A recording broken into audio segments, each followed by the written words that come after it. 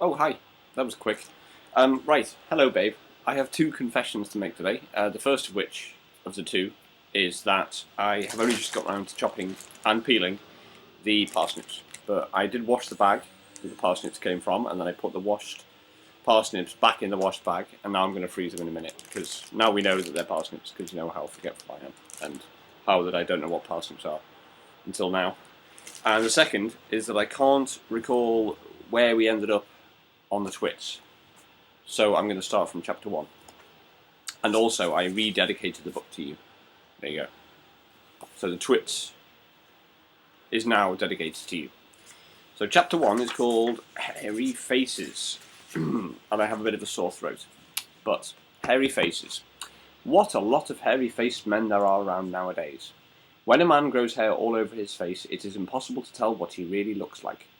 Perhaps that's why he does it. He'd rather you didn't know. Then there's the problem of washing. When the very hairy ones wash their faces, it must be as big a job as when you and I wash the hair on our heads. So what I want to know is this. How often do all these hairy-faced men wash their faces? Is it only once a week, like us, on Sunday nights? And do they shampoo it? Do they use a hairdryer? Do they rub hair tonic in to stop their faces from going bald? Do they go to a barber to have their hairy faces cut and trimmed, or do they do it themselves in front of the bathroom mirror with nail scissors? I don't know. But next time you see a man with a hairy face, which will probably be as soon as you step out onto the street, maybe you will look at him more closely and start wondering about some of these things. I think that's the end of chapter 1. Oh no, there we go. Right, Mr. Twit. There we go, Mr. Twit. Mr. Twit was one of these very hairy-faced men. The whole of his face, except for his forehead, his eyes and his nose, was covered with thick hair.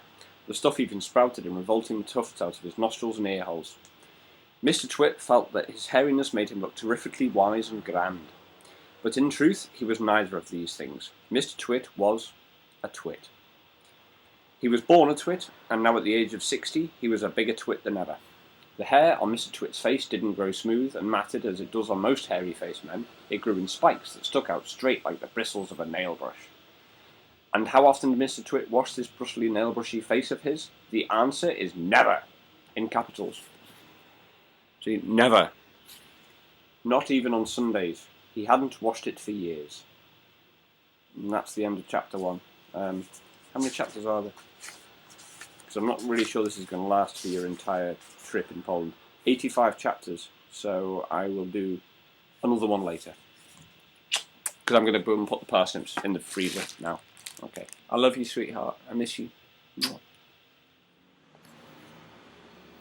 And also, babe, as an afterthought, this is what my phone is doing. Or not doing. Anything. So until I get it fixed, which I don't know when it'll be, but it'll be as soon as possible, we're going to have to deal with email, I'm afraid. But yes. Bye-bye, babe.